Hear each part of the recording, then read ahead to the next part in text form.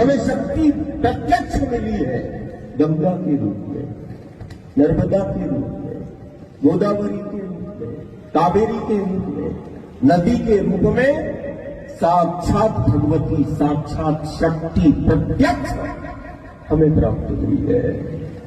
ध्यान देना होगा।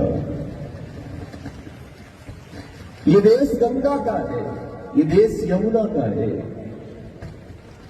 नदियों से पहचान है, गंगा से पहचान है, नर्मदा से पहचान है। और सिर्फ पहचान ही नहीं है, जीवन भी है, व्यवस्था भी है, विकास भी है। सब कुछ नदी पर केंद्रित है। इसीलिए हमने कहा कि नदी है तो सदी है। ये इस सदी का अकाट्य ब्रह्म वाक्य है। चाहे वो जिले की हो, गांव की हो, वो नदी नहीं, हमने नदियों को मां कहा है। ये हमारी संस्कृति है, हमारी परंपरा है, हमारी मान्यता है कि दुनिया के लिए नदी है, हमारे लिए साक्षात वो भगवती है, हमारे लिए वो साक्षात वो शक्ति है। और एक समय ही नहीं, युग साक्षी है, सदी साक्षी है। सबने सुना होगा एक चरित्र को, बोलते भी है, गंगा पुत्र भीष्म। यदि नदी संवाद का, यदि आदर्श चरित्र, जीवंत चरित्र यदि देखने और सुनने में मिला है, वो पहला नाम आता है गंगा पुत्र भीष्म, जिसने गंगा के साथ संवाद को स्थापित किया और प्रांत की सीमाओं को सुरक्षित किया, प्रांत को आत्मनिर्भर बनाया। वो गंगा के संवाद से युग साक्षी है, सदी साक्षी है। कभी गंगा से संवाद, कभी यमुना से संवाद, कभी गोदावरी, कभी कावेरी से गुरु गोविंद ने संवाद किया है।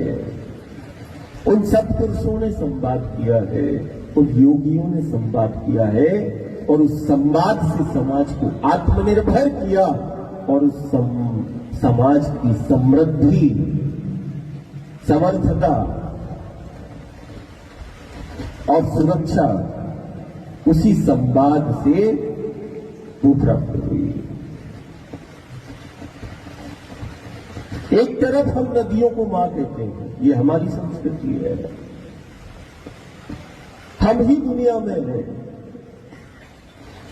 जो सिर्फ नदियों को ही मां नहीं कहते, इस धरा को, इस माटी को, इस वसुंधरा को भी हम मां कहते हैं, मातृभूमि। हम माटी का वंदन करते हैं, ये हमारी संस्कृति है, हमारी मान्यता है।